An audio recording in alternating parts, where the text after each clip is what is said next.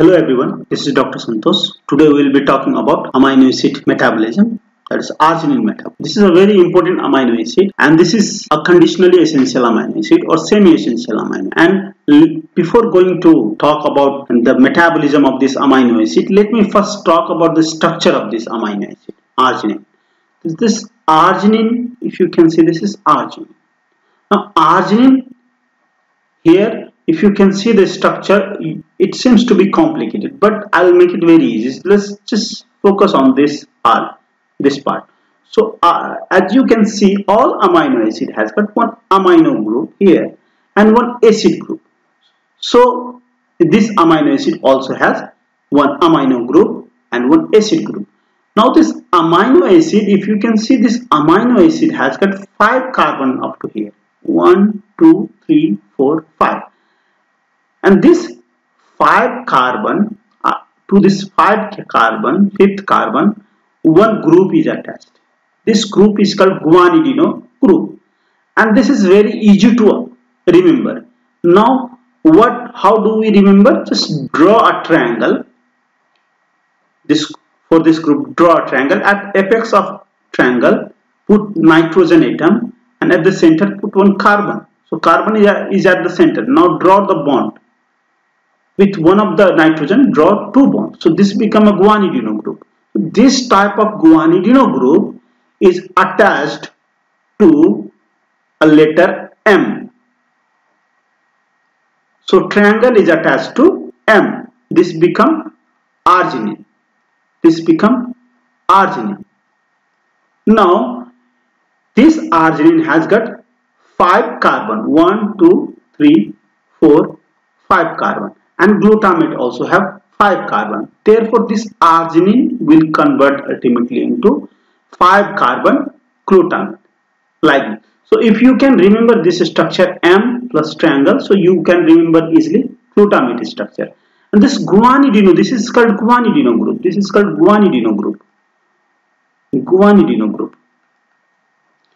And this guanidino group is very important group that is present in arginine, because this guanidino group is responsible for synthesis of nitric oxide and creatine. And therefore, the relevance of this guanine group is very high. The arginine means guanidino group. So what happens is this guanidino group, when you remove this guanidino group and oxidize this carbon, this whole molecule will convert into glutamate.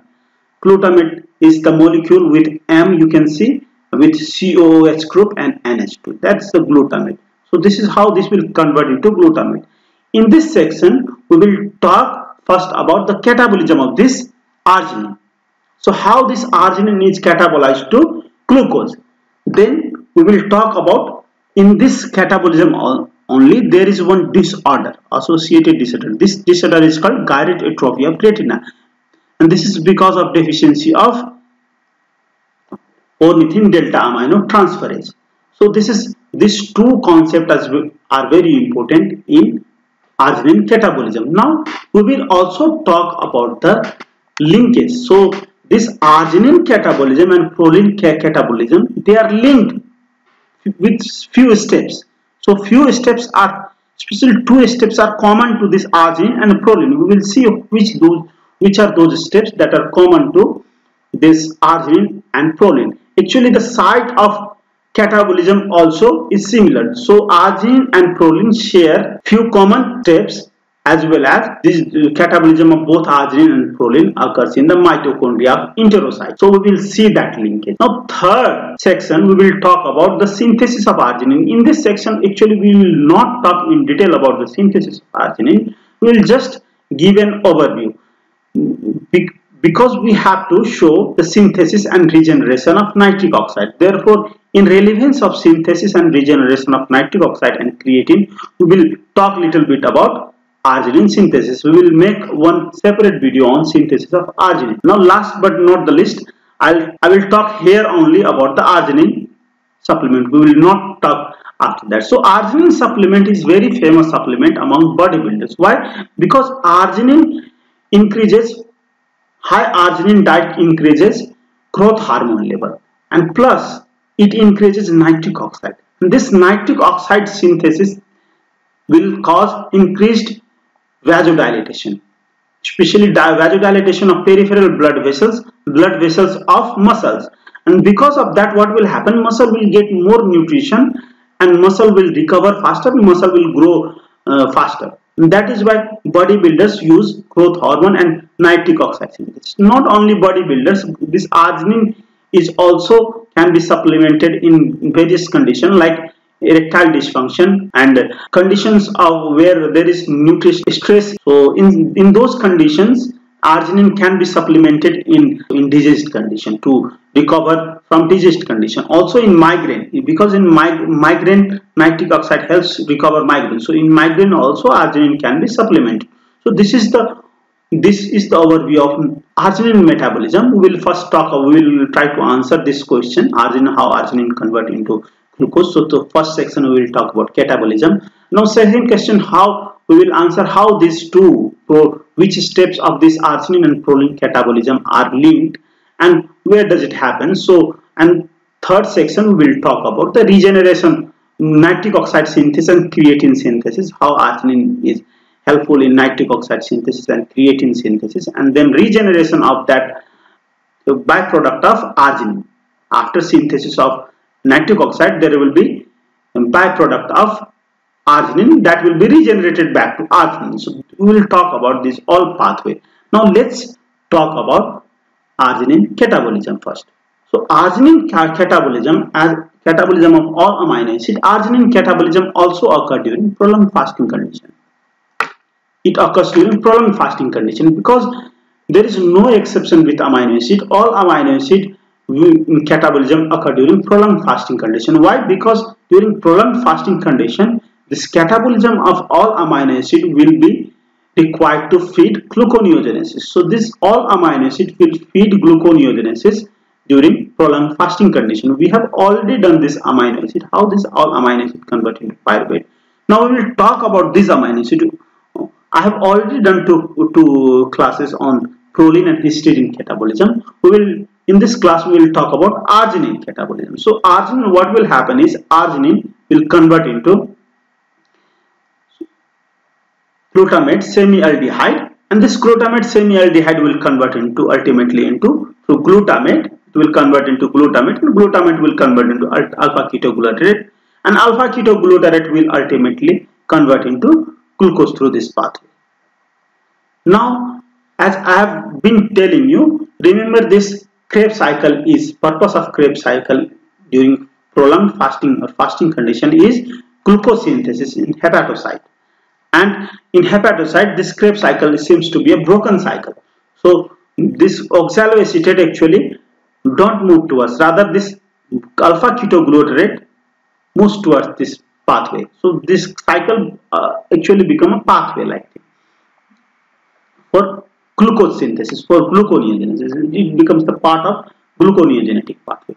Now let's talk about arginine catabolism. How this arginine catabolized to this glutathione semialdehyde glutamate to alpha ketoglutarate, ultimately to glucose. Now let's see that. So arginine, if you can see, arginine is catabolized to this 4-step process. First, second, third and fourth step process. And catabolism of arginine, it occurs in enterocyte. It occurs in enterocyte, intestinal epithelial cell, enterocyte. So enterocyte, mitochondria, it occurs in mitochondria of enterocyte. So all process occurs in the mitochondria of enterocyte. And actually arginine catabolism, along with all amino acid catabolism, they occur during prolonged fasting condition. But arginine catabolism is also during fat condition, when we take food after digestion of protein. So 40% of arginine is catabolized. Then only body will get 60% of arginine only, because arginine catabolism occur inside enterocyte. Now first step of arginine catabolism is done by arginase, and you must have gone through this enzyme. This arginase is present in hepatocyte, and this is arginase 2. In hepatocyte, arginase 1 is present, and that 2 is present in the in the cytosol of hepatocyte, but this enzyme is present in the mitochondria of enterocyte. So this is different enzyme than enzyme present in hepatocyte arginase 1. So it is arginase 2 is different from that. Now this arginase 2, this convert this arginine to ornithine, and the byproduct released here also is urea. So you can see the urea production is happening in enterocyte also, but complete urea cycle is not there. We will differentiate that urea cycle from this.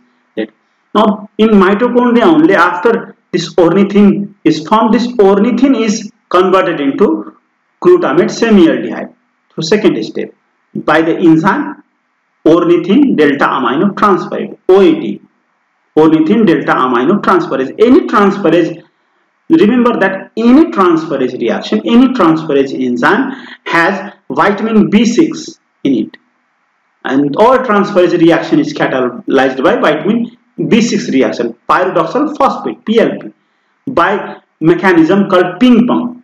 This vitamin B6 will take amino acid, will remove amino acid from this ornithine, bind with itself, and then from this it will give back to alpha ketoglutarate. This is called ping pong mechanism. Now ornithine converts into glutamate semialdehyde, and this alpha ketoglutarate converts into glutamate, alpha ketoglutarate except glutamate. All transamination reaction has two things in common: one PLP, second is alpha ketoglutarate reacting with amino acid. So this is how transamination reaction occurs. It also occurs in mitochondria of enterocyte. Now the third reaction is oxidation of glutamate semialdehyde. You can notice this here is aldehyde group. That is why this is very similar to glutamate. That is why this is called glutamate semialdehyde. Now this glutamate semialdehyde will be oxidized to glutamate. This is glutamate. Now glutamate, after oxidation, this glutamate through deamination reaction that is also occur in mitochondria, this will convert into alpha ketoglutarate, and alpha ketoglutarate will ultimately convert into glucose. Now let's talk about how this arginine catabolic pathway is linked with proline. So which all steps are common in arginine and proline, because proline catabolism also occur in the mitochondria of enterocyte. That is why the arginine and proline catabolism, they are linked. They are linked through these two steps. These first two steps are common for arginine, and this is very easy to understand. If you understand the structure of arginine, you can easily understand the catabolism also. Now these two steps, that is conversion of oxidation of glutamate semialdehyde to glutamate and conversion of glutamate to alpha ketoglutarate, these two steps are very similar in both, same enzyme, same step. And you can see this enzyme name also, pyrroline 5-carboxylate dehydrogenase. The enzyme oxidizes this molecule because this molecule and this molecule, they are interconvertible. When water is added to this molecule, this is formed, and when water is removed from this molecule, this is formed. P5. So glutamate semialdehyde and pyrroline 5-carboxylate, they are similar molecules, just difference is water, and this is non-enzymatic reaction, therefore it can convert with each other without help of enzyme. Now this molecule is found by catabolism of proline, can be catabolized to this molecule in one step process by proline oxidase. I have already done this lecture of proline catabolism. So proline oxidase will convert into this in one step process. Now remaining steps are similar. Remaining two steps are similar for arginine and proline. So arginine is a 4-step process.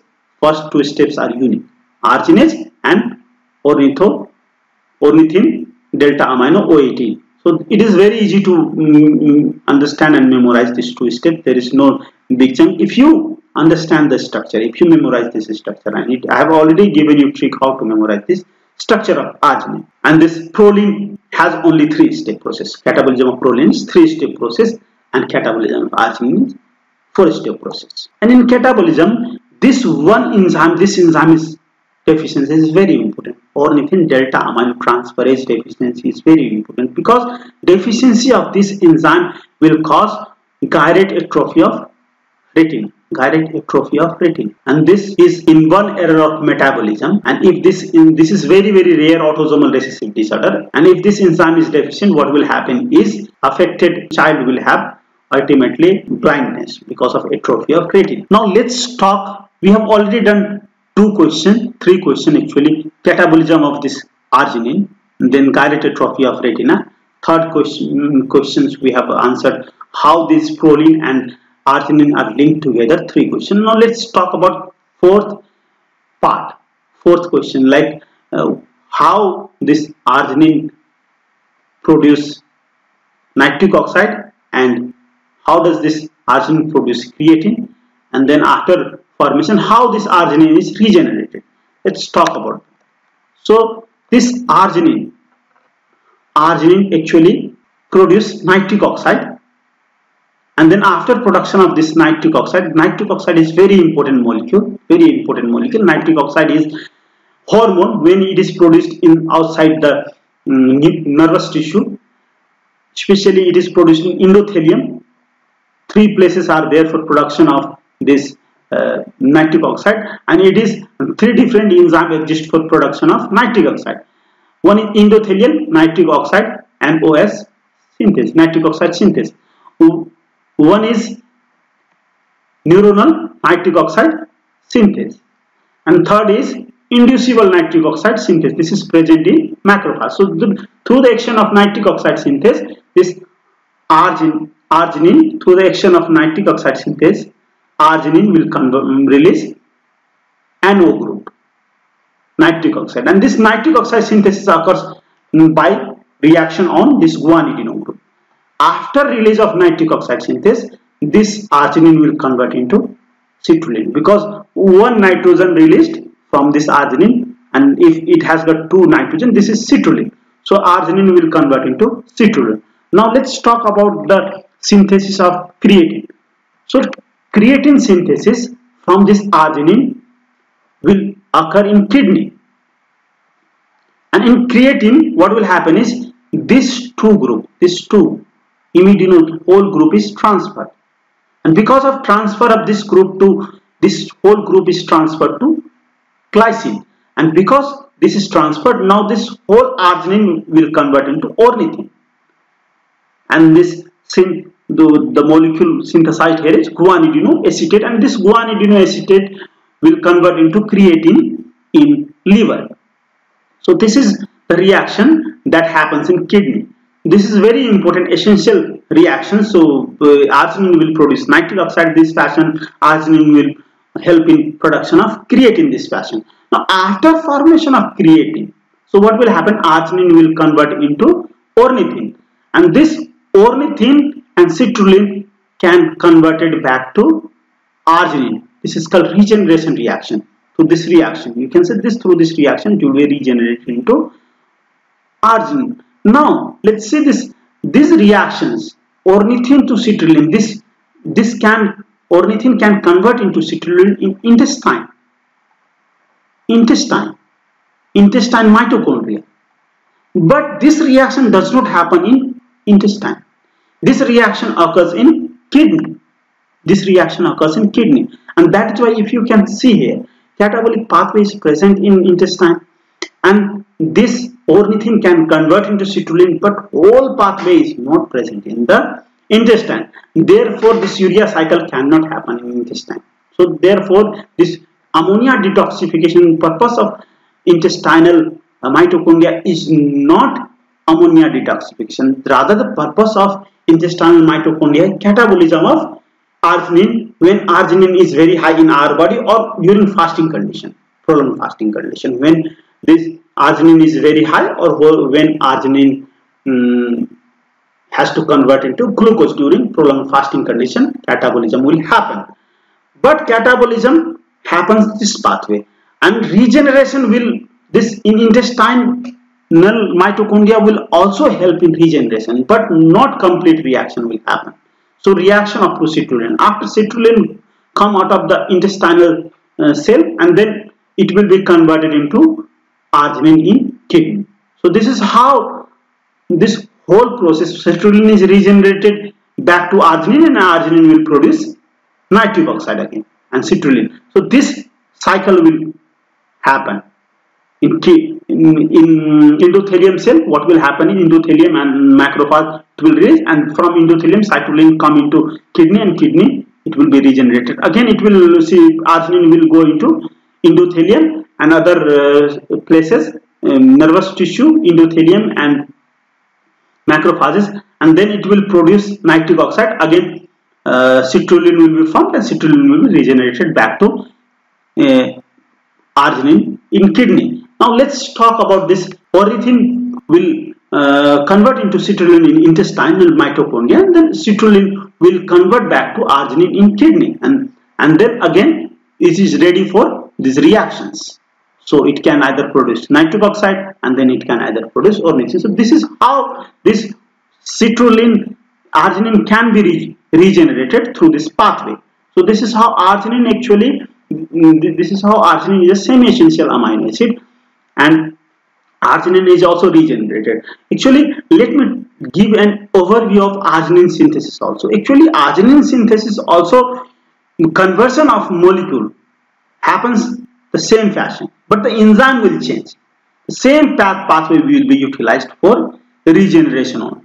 So this alpha ketoglutarate will convert into glutamate, glutamate will convert into glutamate semialdehyde, glutamate semialdehyde will convert into ornithine, and ornithine ultimately will convert into arginine. The same, this pathway will happen due for synthesis of arginine also, but the enzyme will change, and context will change.